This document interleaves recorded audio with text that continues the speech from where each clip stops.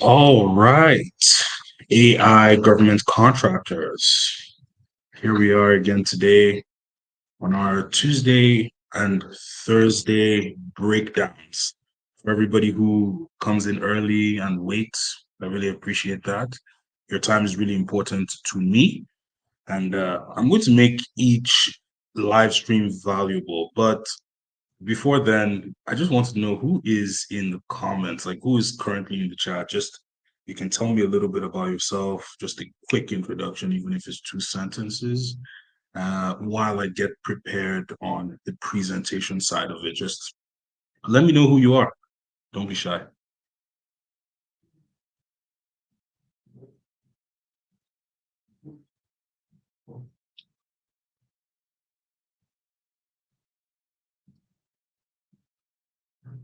Now today we're going to be breaking down the solicitation, and the solicitation is going to be in the industry of HVAC.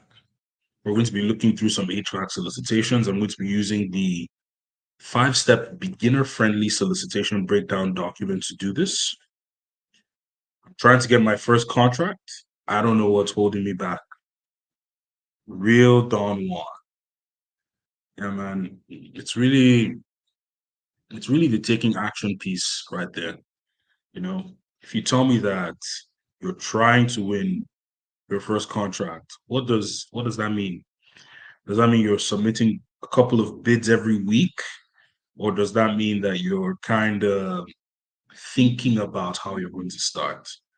There's a big difference between the person who is trying, and what trying means is, hey, I'm taking these actions and these are the results I'm getting. And I'm really thinking about this, and I've been thinking about it, and I've been watching a lot of videos about government contracting.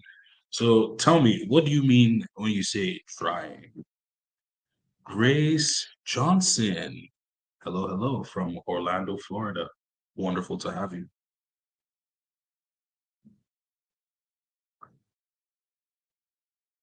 John Darius. We want to learn how to write proposals. Yes, I mean, I'm yet to hear about someone who won a government contract without actually writing a proposal. And I think that's the biggest bottleneck for many people in the business. In my personal opinion, the biggest bottleneck is subcontractors. I don't like dealing with the subcontractor aspect of it, just full disclosure. But the proposal writing aspect, in my opinion, should not be a bother, especially given the kind of tools that we have today. By the way, I'm going to start sharp at 7:30 my time. Right now it's 7:28. I just wanted to hang out with a couple of you before we dive into it. I'm lost in direction, I think. I surf Sam and other sites for bidding, but kind of lost. When you say you search Sam for bidding, what does that look like? Are you using some of the systems I've talked about to help you make a quick decision on whether pursuing that particular contract is even going to be good for you or important? Or are you kind of browsing through the solicitations and thinking, this is nice. I don't know if I'm going to do it. I'm like, what is your process? You have a process, or are you just browsing? So let me know. You surf. I surf through Sam and other sites. So just give me some clarity on what surfing is about. What do you mean by surfing? Okay, good to be here.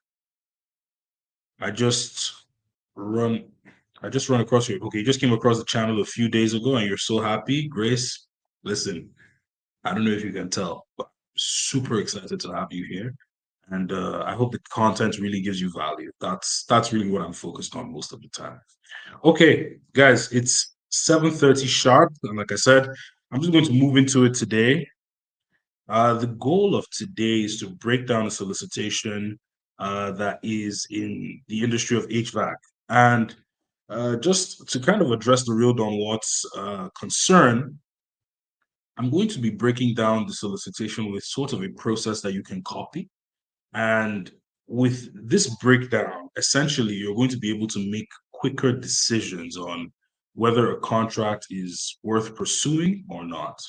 And this is really what you want to be doing on a daily basis and creating a list of contracts that you're perhaps going to pursue and the ones that you're going to completely ignore. So I'm going to get into it here. But first, let me share my screen.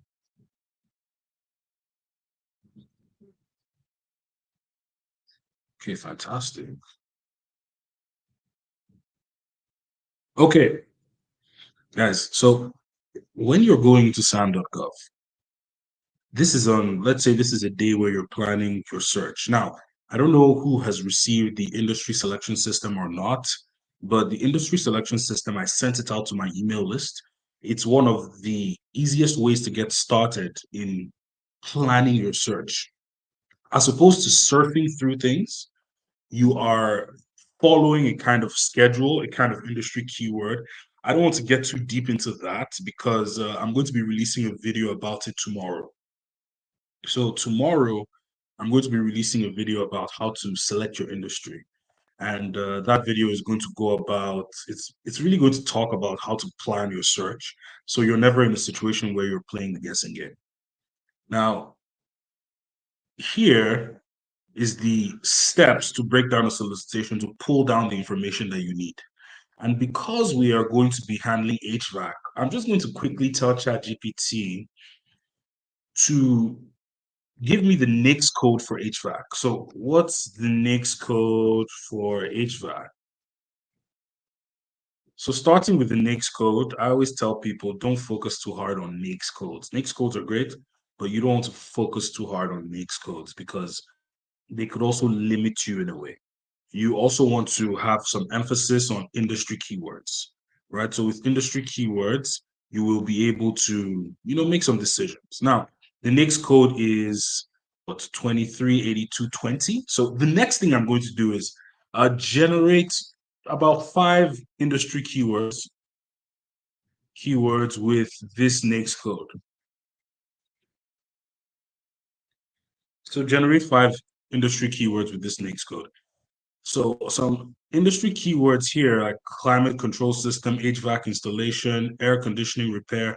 I'm just going to go at random, pick the climate control here. I'm going to head into Sam.Gov. And here in my Sam.Gov, I'm just going to throw in that keyword. Okay, so we have a bunch of things coming up here. Another thing I like to do is just kind of let's say make the industry keywords just 2 words. So make sure they are 2 words, 2 words max for each.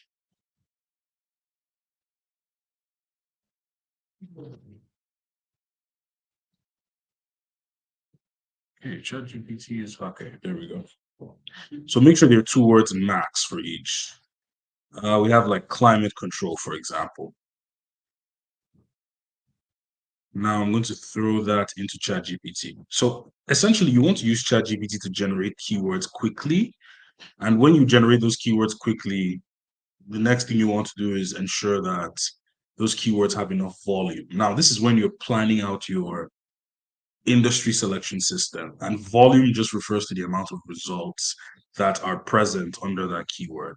Okay. So let's pick something at random. Okay, I'm looking at this. This is an original solicitation, original combined synopsis / solicitation, which tells me that there's money behind it. It's for the Department of the Air Force, actually, or Department of Defense Sub-Tier Air Force Climate Control Unit replacement. Okay, it's a replacement of a climate control unit. Seems feasible. Let's go into it and let's explore what this is really about. So we know that it's a combined synopsis / solicitation. The due date is actually on the 23rd of July.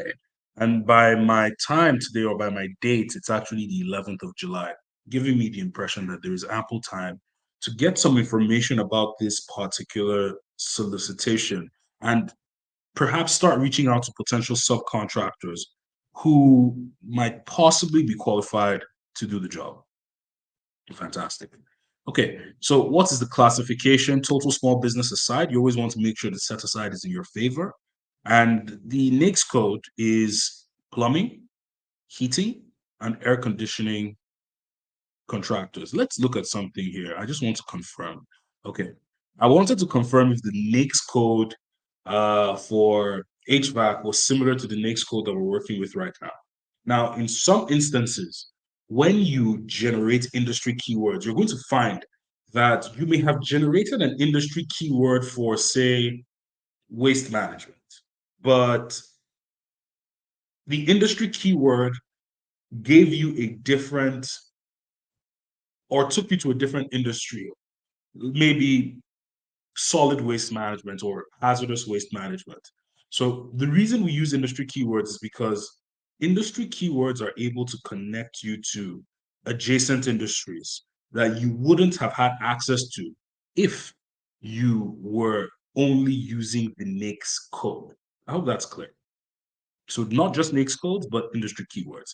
Now, I like this because it's a very short description. I can read it and have an understanding of what I'm about to get into. So this requirement is for the replacement of the climate control unit air handler. This includes removal, disposal of existing equipment, the procurement of the new units, and install, connection, and integration of new units. Must also verify and test the east side CCU system to ensure it's working correctly after installation. I'm curious, is there anybody in the chat who is in HVAC? I'm curious to know. If you're in HVAC and you're in the chat and you see something in this solicitation that is really industry specific and I'm kind of missing it, I would like you to throw something into the chat for me because I think it's going to be really interesting to talk to someone who is in the industry as well. And yes, Dubs Dollar, get the likes up, guys. Get the likes up. He said it, not me. Get the likes up on this video, and you're going to be seeing more and more live streams coming every single week, twice a week, non-stop. Now, back to the business. We're looking at this description here, and it says, please refer to the RFQ document for optional site visit information on the 15th of July. So someone can hop on this site visit. And where's the location, by the way? Texas.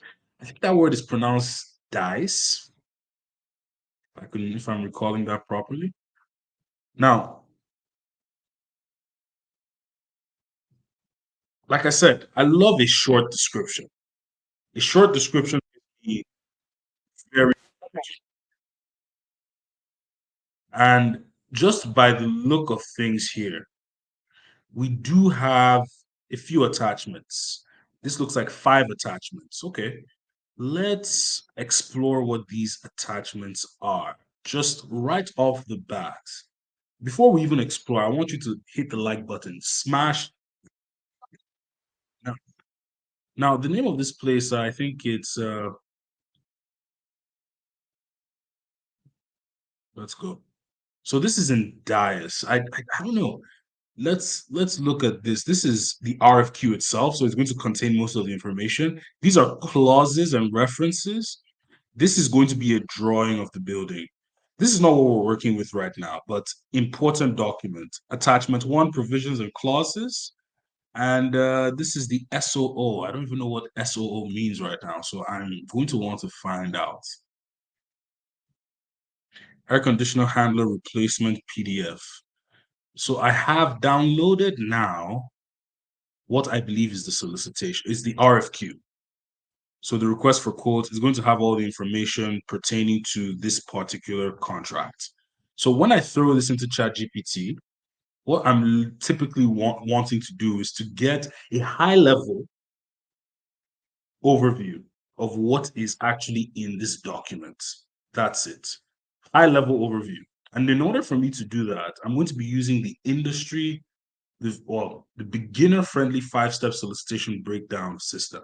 Everything in yellow is a prompt. Everything in orange is the purpose of the prompt. So Now, I want you to know that prompts are editable. You can edit the prompt. So this says provide the title, agency, and summary of the solicitation. But it's an RFQ, so I can change solicitation to RFQ. Knowing how to use ChatGPT involves a high level of flexibility. I don't want you to think in a rigid, like this is how it's meant to be, because that's going to leave you stuck when you have roadblocks in front of you. Remember, flexibility, an ability to pivot when you see something that's wrong, an ability to train Chat GPT to go in the way you want it to go is a skill. And it's something that comes with time of using Chat GPT. So the titles, the information was not explicitly listed, in the visible part of the document. It may be included elsewhere in the text. Okay. Agencies, the United States Air Force Global Strike Command. Cool. The RFQ involves the provision of some form of service or product, but the specific summary details are not provided in the visible part of the document. And I'm guessing because an RFQ typically is focused on getting price, is typically focused on getting a price quote. So I'm going to actually open the document. I don't think you'll be able to see it just because of the way this is being shared, but I'm just going to describe what I see here. What I see here are actually just, it's a price sheet that is asking you to give the price of each individual unit and the total price. So that's what's in the RFQ. Now I'm going to go back to the documents. This SOO replacement, I'm going to throw it into ChatGPT right after I download it. Okay, great. It's downloading right now.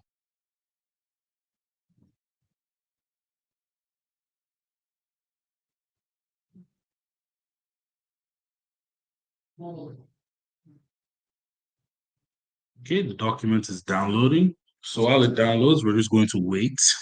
But again, one thing you need to do is you need to have a system that produces a result at the end that you can possibly submit or you can edit to your liking. If you want to take action in government contracting, you need to stop gaining more and more information and gain some skills that would help you to put together a bid package. This is far more important than knowing everything about the government agency and how many contracts they award on a yearly basis and how much revenue or all these ancillary information doesn't help you put together a bid, which is what you need to be doing. You need to learn how to put bids together quickly and bids that are of higher quality, so you have a particular amount that you are submitting every month. Now, I'm going to throw in the same beginner-friendly prompt here. Copy. I'm going to throw it down here like this. Let's see what this document is about. The solicitation document you provide contains the following details: title, removal, replacement, and installation of CCU air handler. Not specified. The agency is not specified here, but in this document, we have the summary of the work. So the solicitation involves the removal of the CCU air handler and installation of a new one at a specified building location. The contractor is required to provide all labor, equipment, materials, and supervision necessary for the removal, disposal, procurement, and installation of the air handling unit. The document outlines specific requirements for the pre-proposal site visit, compliance with various codes and standards, and coordinating with facility management to minimize disruption. Okay, guys, now we have a high-level view of what this is about. This is high level. We've not gone into the nitty-gritty details. This is just the first step of the beginner-friendly industry or solicitation breakdown. But now we want to find out a bit more. We want to go a little bit deeper. So I'm going to use this to go just a bit deeper. What are some of the eligibility requirements, key deliverables, objectives of this contract? So asking ChatGPT to go a little bit deeper to give us a bit more detail. And this is even before opening the document. And listen, I'm not telling you right now that I don't open documents. I do. However, because when I'm making the videos, I'm not trying to keep you here for 2 to 3 hours. So I stick to going through things pretty fast. But you need to understand that you're going to open the documents at times and you are going to cross reference what you are seeing with ChatGPT and some of the details in the document. But this time, instead of going into the document blind without actually knowing a high level synopsis, this time when you go in, you have a different mindset compared to the person who is going in blind. So the eligibility requirements, contractor must comply with all current standards, including the National Standard Plumbing Code, National Electrical Code, American Society of Heating, Refrigeration, and Air Conditioning Engineers, heating, ventilation, air conditioning standards, and occupational safety and health administrations. Guys, I never want you to look at this and think, oh, well, these are all certifications. I have to make sure that I get all these certificates. So these are not really certificates. They're telling you that you must, like anyone who is going to be taking on this job must comply with these particular standards. But there would not be certifications that you need to gather. So contractors are required to coordinate with the facility management and ensure minimal interruption to daily operations. They must also notify the contracting officer no later than 7 days prior to the completion of the work. Okay. So remove the current installed air handler and dispose of it according to environmental and disposal standards. Procure a new CCU air handler that matches the specification of the currently installed unit. Installation and additive services. Install the new CCU air handler, connect to existing controls, and ensure it operates correctly. So the primary objective is the successful removal of the old unit and the installation of a new unit with minimal impact to the facility operation. Guys, just very quickly, right here in your presence, we've been able to break down this solicitation in a way. We've been able to have an idea of what this solicitation is about. Now, what are the submission instructions? We need to know, like, what are they requiring related to submission? How do they want it? Do they want it electronically? Do they want it to be sent by fax? Like, who do they want it to be sent to? So the deadline for submission is by 12 p.m. on the 23rd of July. Proposal must be submitted via email, and the contracting officer or specialist will confirm receipt. If a confirmation is received, it should be assumed that the quote was not received. If no confirmation is received, okay, it should be assumed that the quote was not received by the government. So, guys, this is for the people who ask, well, would the contracting officer get back to me? Well, we can see it right there. We can see it right there. Grace, can this be sent to the sub? When you say this, what do you mean? What do you mean by this? Can this be sent to the sub? Clarify for me. Now, I'm moving on from actually, before we move on, I'm going to ask ChatGPT, are there any more details about submission? I want to really find out. Sometimes, if you feel like the information you have is a bit scanty, you might want to say, hey, can you just provide more details as it is in the document? Just to keep ChatGPT on track and to ensure that it's not just hallucinating. So, no additional details about submitting process for the proposal were provided in the visible portion of the document. It's essential to adhere strictly to the instructions provided by submitting by email. So, what email was provided, and who is the contracting officer? Guys, some of the reasons why I show you this is because I want you to know that you can use ChatGPT like your assistant, right? You can use ChatGPT, talk to ChatGPT like it's your assistant.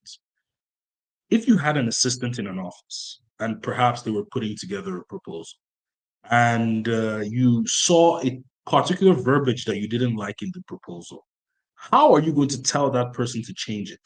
What would be your reasoning behind changing it?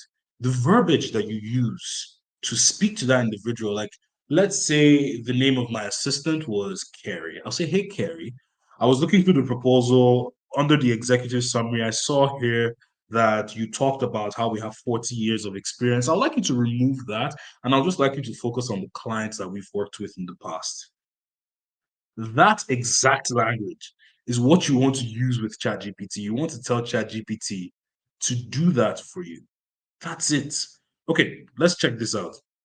The email provided for submission has been given, and we also have the name of the contracting officer. So, like I said, the questions that you want to ask, it's best you just ask them the way you would ask when you're talking to a regular human. So now I don't want to go on too long and run along with this. I just wanted to show you briefly. We've broken down the solicitation, but to answer the question that Grace has asked, do you send the specs of the job to the contracting officer? Absolutely, yes. Yes, you do. The thing that you don't do is you don't send the entire solicitation to the subcontractor. Yep. You don't send the entire solicitation to the sub. In fact, you can go as far as saying, hey, ChatGPT, listen, let's go back to the assistant scenario. I have an assistant in the office. We're looking to work on a contract. I say, hey, Carrie, this is the solicitation that we have. I would like you to create a summary of the solicitation with the specific details of the work so I can send it over to a couple of subcontractors. So let's actually try that. Let's use that as an experiment. Let's tell ChatGPT, hey, listen, I would like you to create a summary of let's try it. I would like you to create a summary of the statement of work with all the details about the work. Make sure it is detailed enough to get a quote from a potential subcontractor. So let's see what happens. Let's see what ChatGPT produces after I gave it such an instruction. So the statement of work for the removal, let's scroll up, for the removal, replacement, and installation of CCU air handlers to building 4315 detailed in the comprehensive responsibilities and requirements for the contractor. Okay, so we have the scope of work here. The contractor must remove the currently installed air handlers located on the east side of the building 4315. Dispose of old equipment and parts in accordance to the environmental and disposal regulations. Procurement. Now, removal, they understand the task. Installation and integration. This is the information that you would want to send over to a subcontractor. Now, some of the things you're going to want to remove, like proposal requirements, you take that out. Now, period of performance. The contractor is expected to optimize the schedule to minimize the period of performance while adhering to the quality and safety standards. You can take this out. So, site access and safety, coordination and communication, compliance and standards, all this, like especially compliance and standards, you want to know, like they must adhere to all of this. But the short answer to your question, Grace, is yes. Yes, you do send that to the subcontractor because that's actually important information for them to have. But be vigilant when you are using ChatGPT because it could go in and pick out some information that is exclusively for you, right? It's exclusively for you. Should you send the details of the old units to the subcontractor? No. The job is to replace the old units, right? Except you're asking if there's a model of the old units. And perhaps that's why a site visit is being requested on the 15th. If you're able to get someone to go in for the site visit, they will know the exact model. But you asked a good question, which is leading me to ask a question to ChatGPT. And the question I'm going to ask is there a model for the units? Is there a model number or name for the unit that needs to be changed? Let's see. The document did not specify a model number or name for the CCU air handler that needs to be changed. Typically, such details will be crucial for ensuring the correct procurement of a replacement unit. If you need this information, you might need to consult the full RFQ document or contact the contracting officer directly to obtain. Okay, so let's do this. I have the RFQ document. I'm going to throw the RFQ document in here and say, look into this RFQ document and let me know if there are names and item numbers for the units that needs replacements.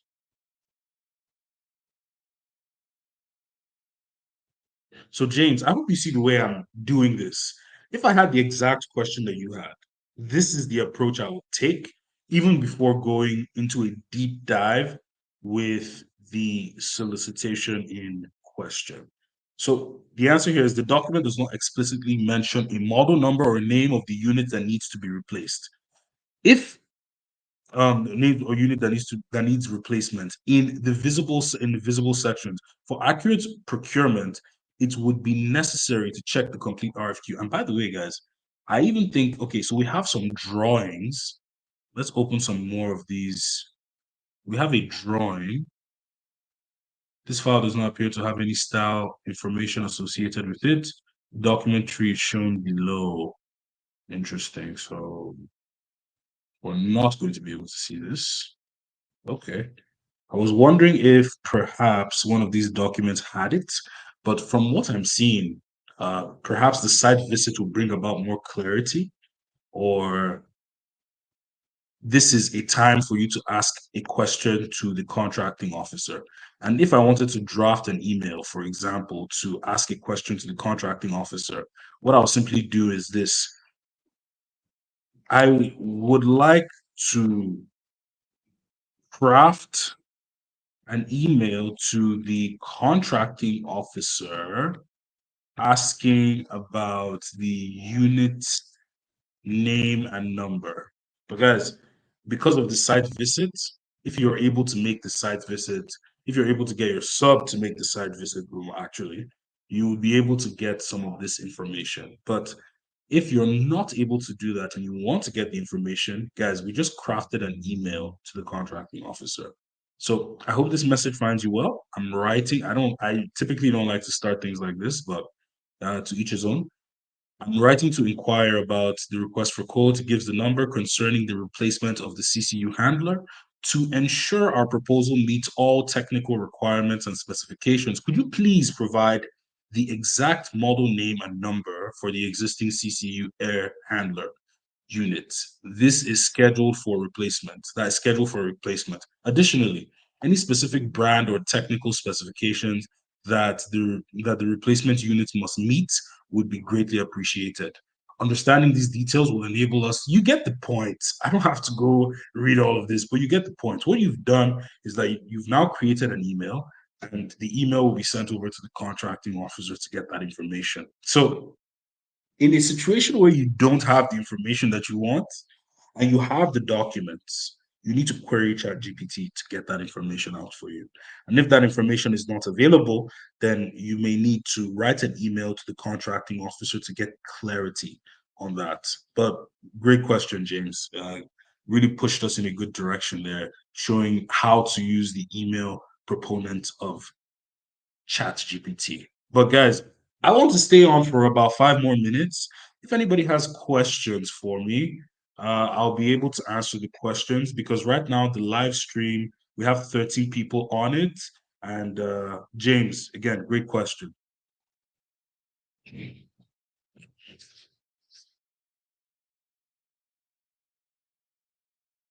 Trust me, if we don't have any questions, guys, I'm willing to call it a night. It's a Thursday, and guys, join the group. Join the school group. Let's go in. Let's see what's happening there. See, this school group has been extremely engaging. Oh, we have two members. Okay, hello. I'm accepting you guys right here on the spot. Join the group. As you can see, there's a lot of engagement going on here. Lots of people glad to be here. Lots of professionals. And I think that's the great part about the audience with government contracting. I'm constantly interacting with professionals, and it's great. This is awesome, Godwin. Thank you, AIM Property Investments. Thank you so much. Hey, listen, guys, if we don't have any questions, I'm going to see you on the live stream next week, Tuesday. Invite a friend. Don't come alone. We're going to have a great time. Cheers. And remember to stay in. Oh, question pops up. Wow, you guys really love that last minute question, yeah? So once the CEO responds with no number, should you send that to the subcontractor to get a proper quote? James, the answer is yes. But it's also, on one hand, you sending that model number gives them more clarity on the model, on the equipment, because I'm guessing they're also going to have to purchase the equipment from the supplier, and then also the labor as well. So it does help, but perhaps if there was a site visit as well, this problem would be solved. But yeah, send the model to the sub. It makes it sound like you're more intelligent about what is actually going on. You're more educated on the solicitation, and so that's good for you. So once you've chosen a sub, how do you turn down the others? I mean, you don't really need to tell them that you've chosen. You can just let them know that the contract didn't go as you planned. And if there's anything else that you have, you're going to be sure to contact them. That's it. Send a message. Don't burn the bridge, but just let them know. But hey, it didn't go according to plan. And if there's anything else that's similar that you think they're going to be a good fit, then you're going to contact them. You're going to reach out. You don't have to call them and say, hey, we picked another subcontractor. So sorry. No, that's not what you're going to do. But Grace, James, our property investment, Dubs Dollar, the real Don Juan, John Darius. Thank you for being on the call, guys. And thank you for being on the stream. And listen, oh, how do you join the group? I'm just going to throw the link in here again. Just one more time for you. After this, I actually have to go. I love to stick around. Are you using the free chat GPT? John, I am not. I'm using chat GPT paid version, $20. Especially given that you want to be able to attach documents. That's the real big pain point without having chat GPT. So without having the paid version of chat GPT. Do you participate in the group? Of course I do. All right, guys, take care.